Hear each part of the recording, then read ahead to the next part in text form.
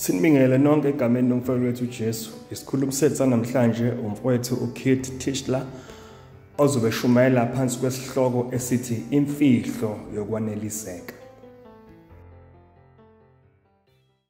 Sanibonani, ngiyanibingelela nonke egameni lenkosi yethu uJesu Kristu. Lona umshana kamalume, ngibizwa Kit ngesingisi njenge-Kit Kat. Isibongo sami singuTischler. Ngivela e-America, e-USA, ngisithunywa sebandla lamazayoni lapho in-America. I-Zion Church yasungulwa ephesheya America 1896, yafika lapha eNingizimu Afrika in 1904. Manje siyasebenza namazayoni wonke jikelele eNingizimu Afrika and other countries. Futhi siyasebenzisana, siyakhuthazana enkosini, futhi sinesikole seBhayibheli esibizwa ZEBS, Zion Evangelical Bible School. Ungasithola on Facebook, ungasithola online uma usearcha Zion Evangelical Bible School noma ZEBS Africa. Manje ngithanda ukuninikeza izwi elivela encwadini kwabaseFilipi. Intshumayelo le ithole komunye umfundisi obizwa Stephen Ewell, ufundisa at Southwestern Baptist Seminary. So intshumayelo yakhe ingikhuthazile kakhulu, so ngithanda ukudlulisela kini intshumayelo yakhe. So ngithanda ukuqala nombuzo. Nanku umbuzo. Ucabanga ukuthi kungenzeka ukuthi umuntu anganeliseka ngaso sonke isikhathi na? Umama Baka eluza the Pirates ukwazi ukwaneliseka na? Umama Khosi eluza ukwazi ukwaneliseka na? Uma ngabe uyagula noma ngabe uyaxekwa ukwazi ukwaneliseka na? Uma umuntu esemndenini wakho ushonile ukwazi ukwaneliseka na? Kule incwadi kwabaseFilipi, uPawulu uyasinikeza imfihlo yokwaneliseka ngaso sonke isikhathi. Imfihlo yokwaneliseka itholakala kuJesu Kristu. So asivule izinkemba zethu zokumoya, incwadi kwabaseFilipi isahluko sokuqala verse 21.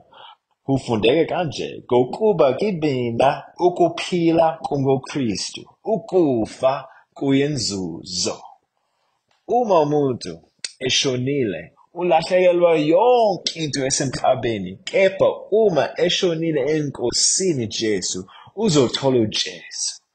Lokho kuyinzuzo. Phezu kwakho konke okunye okusemhlabeni.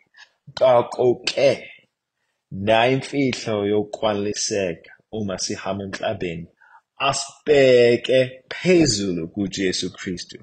Nanti impuzo yokuqala, asibheke phezulu kuJesu Kristu. Ngokuba ithemba lethu likhona uma sihamba noJesu Kristu. Sizindlalifa, sizolifa ifa lomhlaba wonke, sizobusa xani noJesu, sizohlala naye, sixoxe naye. Sibone yena ubuso nobuso, sidumise iwundlo elahlashwa ngenxa yethu, inkonyama yezulu. uPawulu wathi ukufa kuyinzuzo. Asibheke phezulu kuJesu Kristu. Now, iphuzu lesibili lithi asibheke phansi kuJesu Kristu. Let us look down to Christ. Okay? Asivule isahluko sesibili verses 5 through 8. Incwadi kwabaseFilipi. Kufundeka kanje. Mawube kini lo mqondo owawukhona nakho Kristu Jesu, owathi enesimo sikaNkulunkulu akaze asho ukuthi kuyinto yokuphanga ukulingana noNkulunkulu, kepha wazintela ethabathe isimo senceku enziwe ngomfanekiso wabantu. Wathi efunyenwe enjengomuntu ngesimilo, wazithobisa elalela kwaze kwabe sekufeni, yebo ekufeni kwesiphambano. Uyabona umusa kaJesu Kristu nokuzithoba kwakhe. iBhayibheli lithi unesimo sikaNkulunkulu kepha wasitela. wengeza ubuntu bethu kubunkulunkulu bakhe. UnguNkulunkulu kokuphelele, ungumuntu kokuphelele. Futhi uma ehamba emhlabeni uJesu wazithobisa. Asibheke phansi kuJesu uma egeze izinyawo zabafundi bakhe. Asibheke phansi kuJesu uma ekhala kubaba wakhe engadini yaseGetsemane. Uma ewela phansi wakhala izinyembezi kubaba wathi, Baba wami, ngiyacela ukuthi isitsha lesi lisidlule kimi. Asibheke phansi kuJesu uma eboshwa. He was chained to the post. Bamshaya. Baphinda bamshaya over and over again. Asibheke phansi kuJesu uma elele phezu kwesiphambano. Njengoba bembethela esiphambanweni, bashaya, bembethela izandla zakhe emthini. Asibheke phansi kuJesu uma embelwa ethuneni. Asibheke phansi kuJesu. Uma sibona uJesu njengoba ehlupheka emhlabeni, nathi sikwazi ukubhekezela emhlabeni, sifuze uJesu, siqhubeke, singalahli ithemba uma sibheke phansi kuJesu. Okay. Iphuzu lesithathu lithi, asibheke ngaphandle kwethu kuJesu Kristu. Let us look outside of ourselves to Jesus Christ. Asivule chapter 3, verses 7 through 10, kufundeka kanje. Kanti-ke lokhu okwayinzuzo kimi kakushaya indiva ngenxa kaKristu. Yebo mpela konke kikushaya indiva kobukhulu bokumazi uKristu Jesu inkosi yami, engilahlekelwa yikho konke ngenxa yakhe. Ngikushaya izibi ukuze ngizuze uKristu, ngifunyanwe kuyena. Kingenakho ukulunga okungwami okuya komthetho, kodwa lokho okuya kokukholwa kuKristu. Ngisho ukulunga okuvela kuNkulunkulu kokukholwa. You see this amazing secret. Imfihlo emangalisayo. uPawulu wathi, anginako ukulunga okukwami, okuvela emthethweni. Kepha nginokulunga kukaJesu Kristu kokukholelwa kuye.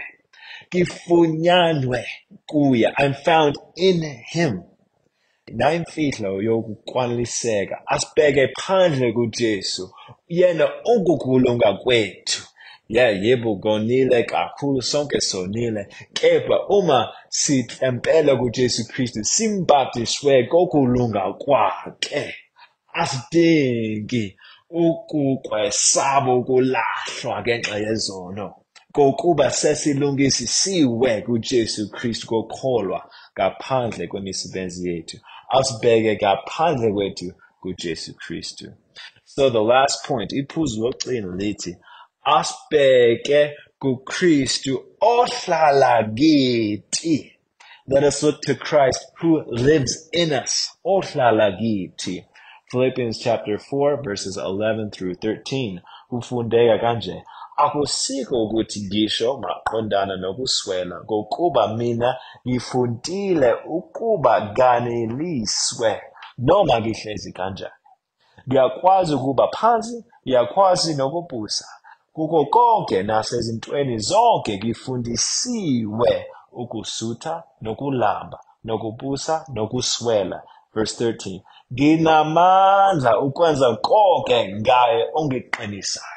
I can do all things through Christ who strengthens me.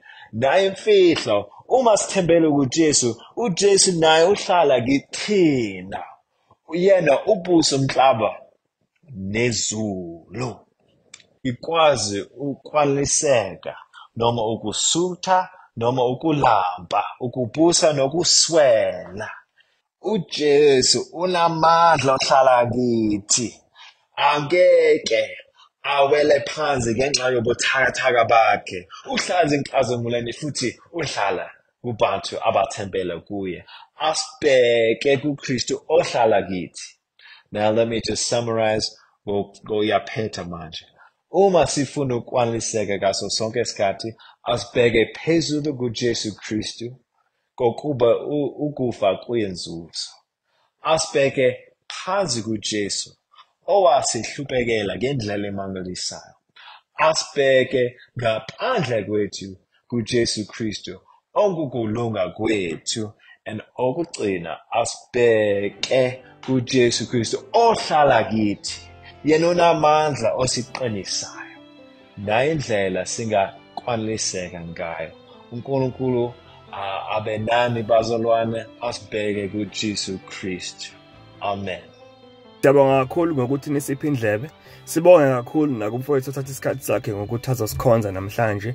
Intshumayelo kanje ziyatholakala ku-YouTube naku-Spotify, Amandla Ensindiso Podcast.